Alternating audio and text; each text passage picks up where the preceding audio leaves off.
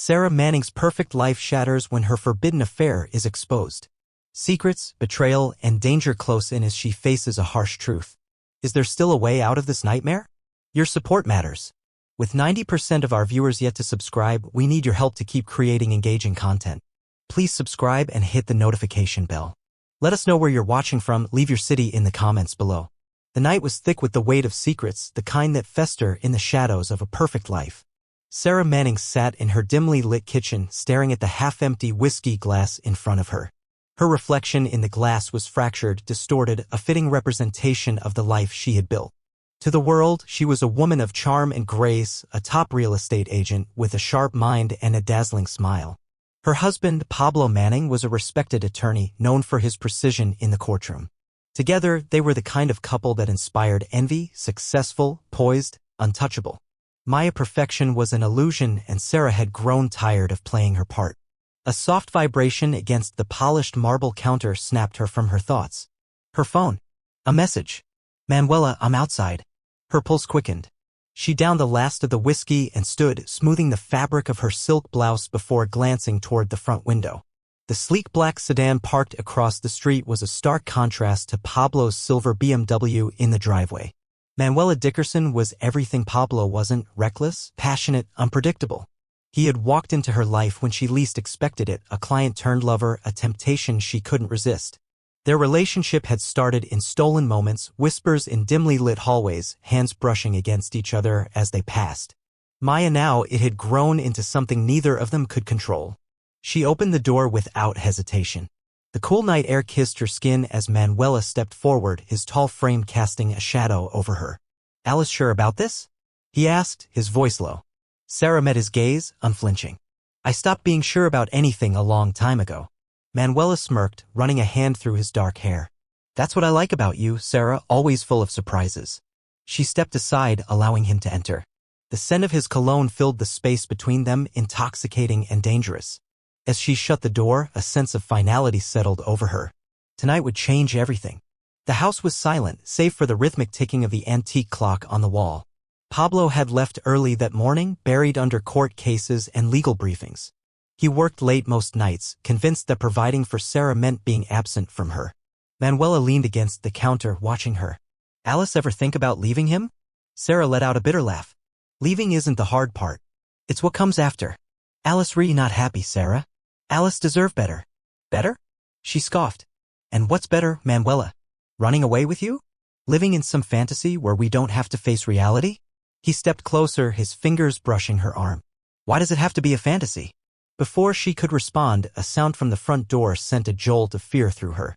The unmistakable creak of the hinges, followed by heavy footsteps. Pablo was home. Panic flared in Manuela's eyes as Sara grabbed his wrist, dragging him toward the hallway. "Upstairs," she whispered urgently. They moved swiftly, the adrenaline thick in the air. Manuela slipped into the guest bedroom just as Pablo's voice called out. "Sara?" She turned, her face carefully composed as she stepped back into the kitchen. Pablo stood near the door, his suit slightly rumpled, his expression unreadable. "Alice home early," she said smoothly. He nodded, loosening his tie. "Long day. Thought I'd call it a night." His gaze drifted around the room before landing on her empty glass. "Drinking alone?" She forced a smile. "Just unwinding? Want one?" He studied her for a moment before shaking his head. "Maybe later?" Her heart pounded as she willed herself to stay calm. Upstairs, Manuela remained hidden just a few feet away from disaster. Pablo exhaled and moved toward the living room, dropping his briefcase on the couch. "I was thinking we could get away this weekend," he said, loosening his shirt cuffs. "Spend some time together, just us." Sara's stomach twisted. Guilt threatened to creep in, but she shoved it down. "That sounds nice," she lied. His smile was genuine, and for a brief second she saw the man she had fallen in love with all those years ago, the man who had once made her feel safe. That man was a ghost now, buried under years of silence and distance. "Let's talk more in the morning," Pablo said, heading toward the stairs. "I'm exhausted," her breath caught. "Alice going to bed?" He paused, raising an eyebrow. "Yeah, why?" Sara forced a casual shrug. "No reason, just thought we could watch something together." He smiled, shaking his head. "Rain check?" She nodded, her muscles taut as he disappeared upstairs. She waited, straining to hear his movements. The sound of the shower running sent relief flooding through her. She rushed back to the guest room, opening the door just enough to see Manuela pacing. That was too close, he muttered. I know, he grabbed her hand. We need to end this. Her chest tightened. Alice, don't mean that. His eyes were filled with something she couldn't quite place. Fear, maybe? Or something deeper. Sara, this is dangerous. If he finds out. He won't. Manuela sighed, shaking his head. Alice, really think you can keep this up forever? A lump formed in her throat. I don't know. Maya, she did know. This wasn't sustainable. Secrets had a way of unraveling, and theirs was hanging by a thread. The next morning, Pablo left early as usual, pressing a distracted kiss to her forehead before walking out the door. Manuela was already gone, slipping out in the early hours before dawn. Sara stood in the kitchen, staring at her reflection in the window. The woman who stared back at her was a stranger, someone reckless, someone desperate. Her phone vibrated again. Manuela, we need to talk. Meet me tonight? She exhaled, fingers tightening around the device. She had spent her life constructing a perfect facade. Maya, the cracks were spreading, and she had no idea how to stop them. Sara woke up in the sterile, white hospital room, her body aching with each shallow breath. The soft beeping of the monitors echoed in the silence, a cruel reminder that she had survived the disorder she had caused. A dull pain throbbed in her side where the bullets had struck, and her wrist was secured to the metal bed frame with a single handcuff. Her mind was a whirlwind of questions. How long had she been unconscious? Had they saved Pablo? Was the police officer standing at the door the only one watching her? Or were there more waiting outside? She tried to lift her head, but the effort was met with sharp pain, forcing her back onto the pillow. The door creaked open, and a man in a well-tailored suit entered. His graying hair was neatly combed, and his sharp eyes studied her like a puzzle he was determined to solve. He exuded authority without effort, his demeanor cold but professional. Alice, reawake, he said, taking a seat beside her bed. I'm Detective Jackson Branson. I've been leading your case since the moment you left your home. Sara didn't respond, her throat dry, her mind still piecing together the events leading to her capture. Alice, we're lucky, Jackson continued. Our officers acted fast, and the medical team saved your life, but make no mistake, you're in deep trouble. Sara forced herself to stay calm. She wasn't naive enough to beg for mercy, but she needed to understand her situation before deciding her next move. How long have I been here? She rasped, her voice weaker than she expected. 3 days, Jackson answered. Alice went into surgery the night you were brought in, lost a lot of blood, but you're stable now. Your reckless escape caused quite a scene. We have witnesses, security footage, and more than enough evidence to ensure you won't be leaving this facility as a free woman.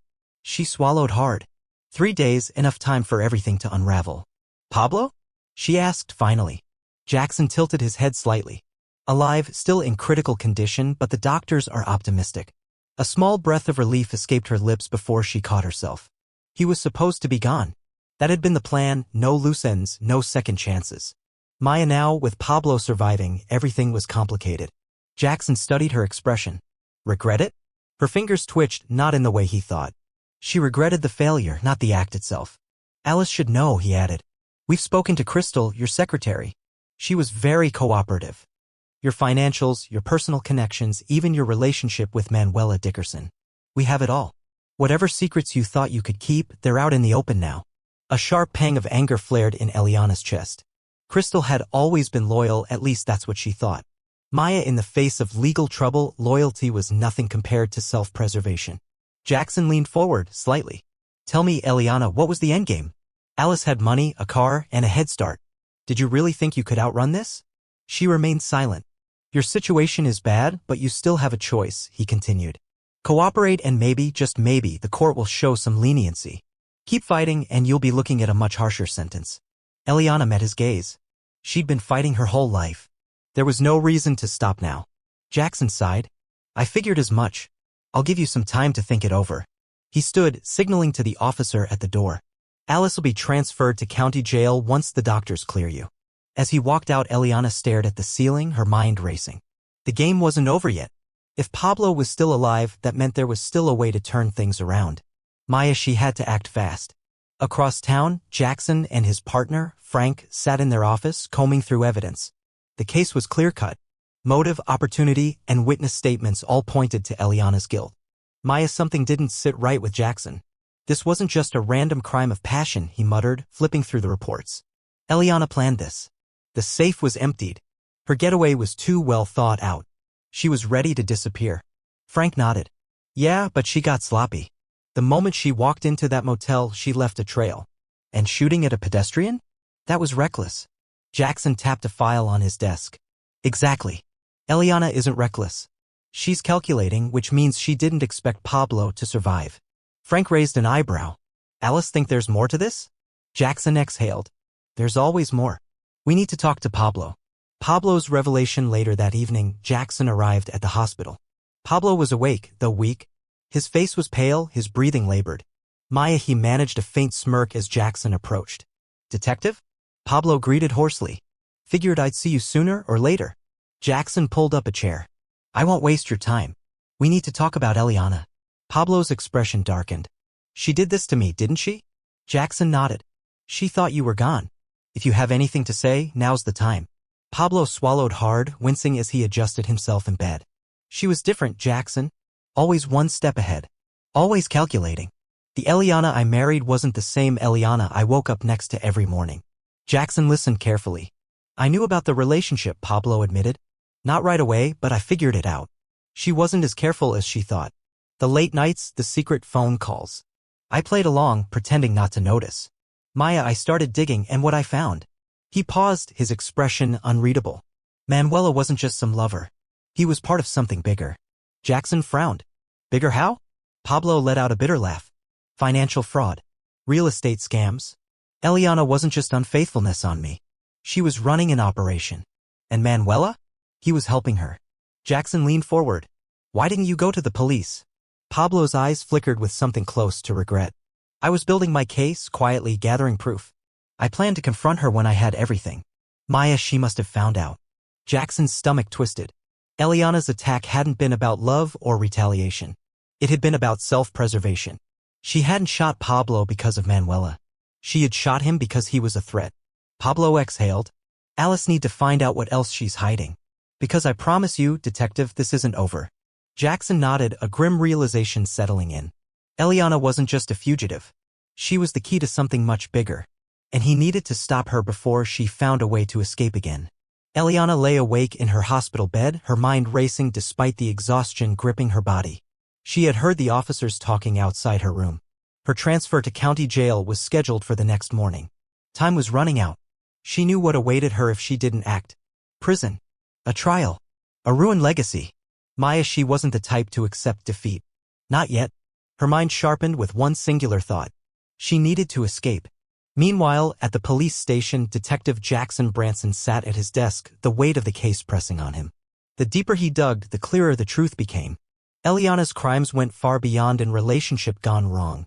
The financial records Pablo had mentioned, they painted a damning picture. Real estate deals that didn't add up. Wire transfers to untraceable offshore accounts. Fake businesses set up under different names. Eliana had carefully built a financial empire through deception. And Pablo had discovered it too late. Jackson exhaled. Eliana wasn't just facing charges for attempted takeout. She was on the verge of being exposed for something much bigger. And that made her dangerous. The night was quiet. Too quiet. Eliana had been waiting, counting the minutes until the night shift officer switched duties. That moment of transition was always the weakest point in security. The officer guarding her stepped out to speak with his replacement. It was now or never. Summoning every ounce of strength, Eliana yanked her fore out, biting her lip to keep from making a sound.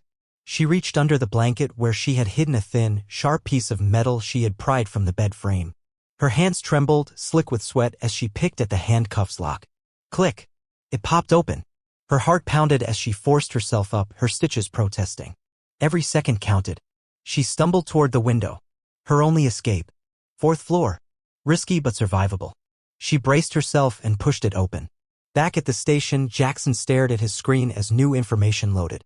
His contact in financial crimes had just sent him a report. A new withdrawal had been made from one of Eliana's hidden accounts. Jackson's stomach tightened. She was planning something. He grabbed his coat. Frank, come on. We need to get to the hospital now. Eliana took a deep breath. No room for fear. She climbed onto the ledge and looked down. The alleyway was her best shot. A dumpster sat below. If she angled her jump just right, it could break her fall. She inhaled sharply and let go. The wind roared in her ears.